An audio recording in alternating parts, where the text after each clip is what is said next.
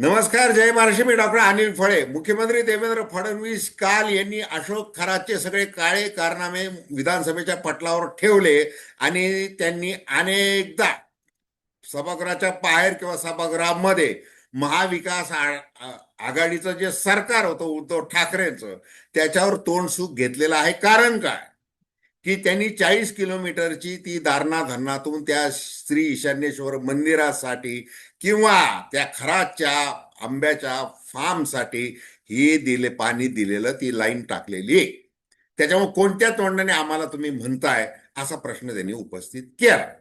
आता ते बोलत असताना त्यांच्या शेजारी जे नेहमी बसलेले असतात उपमुख्यमंत्री एकनाथ शिंदे मात्र त्या वेळेला उपस्थित नव्हते काल. कारण काय, नोव्हेंबर 2022 मध्ये मुख्यमंत्री असताना एकनाथ शिंदे यांनी श्री ईशान्येश्वर मंदिरामध्ये जाऊन तिथं व्यवस्थितपणे बैठक मारून अभिषेक केलेला आणि त्याची सगळी छायाचित्रे दीपक केसरकर, राधाकृष्ण विखे हे सगळं महाराष्ट्राने पाहिलेलं आहे. अशा परिस्थितीमध्ये बोलायचं काय आणि आपण हे ऐकायचं काय असा प्रश्न एकनाथ शिंदे यांना पडलेला. इतकंच नाही तर ठाकरे सेनेने थेट एकनाथ शिंदे यांच्या राजीनाम्याचीच मागणी केलेली. कारण काय, देवेंद्र फडणवीस म्हणतात की कुणालाही ज्यांनी मदत केली त्या कुणालाही सोडणार नाही.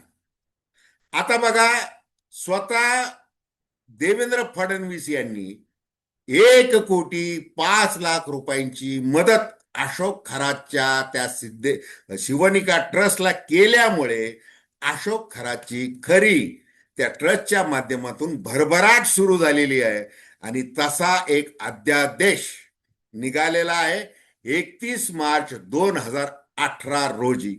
ज्या वेळेला अर्थ व नियोजन मंत्री होते सुधीर मुनगंटीवार, जे विरोधी पक्ष नेत्याच्या थाटात आता सध्या फडणवीस यांच्यावर तोंडसुख घेत आहे कारभारावर, ते अर्थमंत्री होते आणि अर्थातच मुख्यमंत्री देवेंद्र फडणवीस होते 2014 ते 2019 दरम्यान आणि पर्यटन मंत्री होते जयकुमार रावल.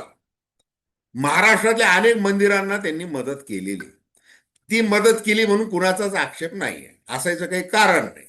पण आता ज्या पद्धतीने देवेंद्र फडणवीस बोलत आहेत, आता हा अध्यादेश जो त्यांनी काढलेला आहे त्याचं काय, हा प्रश्न आता उपस्थित झालेला आहे आणि त्याविषयी आपण थेट विश्लेषण करू. दर्शकांना विनंती की चॅनल सबस्क्राईब करावं, सबस्क्राईबचं बटन दाबावं आणि आपली प्रतिक्रिया बिनधास्तपणे नोंदवावी. हे बघा, पहिल्यांदा ज्या वेळेला देवेंद्र फडणवीस यांनी 2014 मध्ये मुख्यमंत्री पदाचा कार्यभार स्वीकारला, त्याच्यानंतर ते जोमाने कामाला लागले आणि मग हिंदुत्व ही विचारसरणी त्यानुसार हे सरकार चालणार वगैरे वगैरे, ते सगळं काही वेगळं सांगायची गरज नाही. आता त्या काळामध्ये म्हणजे तीर्थक्षेत्र विकास योजनेची सुरुवात झाली. 2015 मध्ये राज्यस्तरीय शिखर समिती स्थापन झाली. अनेक ब आणि क वर्गातील तीर्थक्षेत्रांसाठी अनुदान मंजूर झाले आणि मोठ्या प्रमाणात ते वाटायला सुरुवात झाली.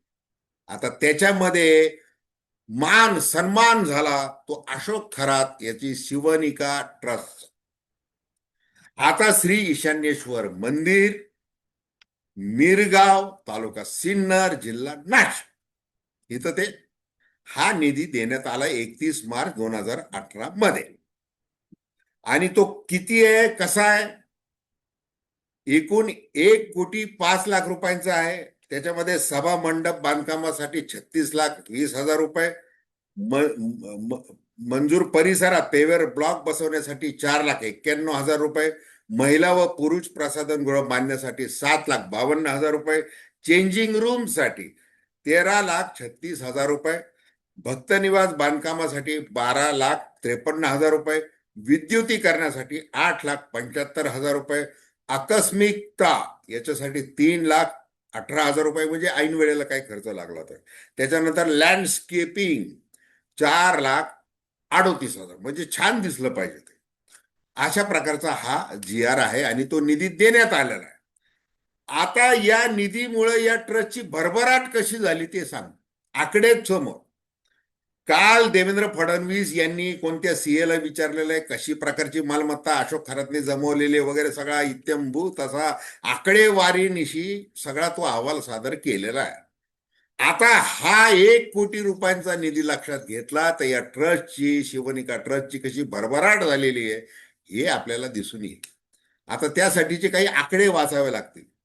हे बघा, ट्रस्टचं उत्पन्न म्हणजे शिवनिका ट्रस्टचं उत्पन्न 2017-18 मध्ये 4,67,601 रुपये. त्याच्यानंतर 2018-19 मध्ये 7,27,823 एवढं उत्पन्न होतं. आणि खर्च वजा जाता त्यांचा जो खर्च वगैरे सगळा हिशोब केला तर तोटा त्याच्यामध्ये होता सुमारे 1,60,000 रुपये ते 1,65,000 रुपये इतका तोटा दाखवण्यात आलेला होता. म्हणजे हे उत्पन्न त्याच्यातून खर्च आणि अधिक जो खर्च आला तो. त्याच्यानंतर 2019-20 मध्ये म्हणजे 2018 मध्ये हा निधी आदेश निघतो आणि तो वितरित देखील होतो. त्यावेळेला या ट्रस्टमध्ये काय झालेलं आहे ते बघा. 2019-20 मध्ये 1,71,79,928 रुपये झपाट्याने झालेली आहे. सुमारे 1,41,41,00,000 रुपये इतकी ती भर पडलेली आहे. पुढे काय झालेलं आहे, आता पुढे बरेच आकडे आहेत. म्हणजे एकूण 74% ही वाढ झालेली आहे. त्या बातम्या काल आलेल्या आहेत, आपण सगळ्यांनी त्या पाहिलेल्या आहे. आता मुख्य निरीक्षण काय, 2018-19 पर्यंत उत्पन्न कमी तोट्यात होते, पण 2019-20 पासून उत्पन्नात 74 पट किंवा त्याहून अधिक वाढ झाली. 2022 ते 2024 मध्ये उत्पन्न 4,90,000वरून 76,91,000पर्यंत पोहोचले. हे असं आहे. म्हणजे बघा की लोकांसांगे काय ब्रह्मज्ञान आणि स्वतः कोरडे पाषाण वगैरे वगैरे ते सगळं आता ते देवेंद्र फडणवीस यांना आता तो खुलासा करावा लागणार आहे. आणि सर्वाधिक खुश झालेले असणार अर्थातच एकनाथ शिंदे. त्यांना आता जास्त काही बोलायची गरज पडणार नाही, जास्त काही खुलासा करायची गरज पडणार नाही. इकडं उद्धव बाळासाहेब ठाकरे शिवसेनेकडून कितीही आघात हो, राजीनाम्याची मागणी हो, म्हणजे याच्यात काय झालेलं आहे, सब घोडे 12%. म्हणजे खरात के हमाम में हे सगळे राजकारणी नंगे आहेत, सब नंगे आहेत. म्हणजे हाच आहे तोच आहे असं नाही. आणि मग जसं सुरुवातीला म्हटलं की तो जो फोटो एक फिरत आहे, जसे सगळ्यांचे फोटो फिरत आहेत तसं अशोक खरात आणि देवेंद्र फडणवीस यांचा देखील फोटो फिरत आहे. दोघेही निवांत गप्पा मारलेले आहेत असा फोटो आहे. घाईघाईमध्ये कुणीतरी आलं, फोटो काढावा लागला, मी काय करू तेव्हा काय करू असं म्हणता येणार नाही, असा प्रकारचा शांत अवस्थेतला फोटो आहे. दोघे उभे राहून आहेत, तो एक वेगळा फोटो आहे. कदाचित हा निधी मिळावा म्हणून अशोक खरातनी त्यावेळेला भेट घेतलेला तो फोटो आहे का, हे आता फडणवीसांचं जे गृह खातं आहे तेच नेमकं सांगू शकेल इतकंच. तर धन्यवाद. हा व्हिडिओ आपल्याला आवडला असेल अवश्य शेअर करा, सबस्क्राईब करा आणि आपली प्रतिक्रिया बिनधास्तपणे नोंदवा. धन्यवाद.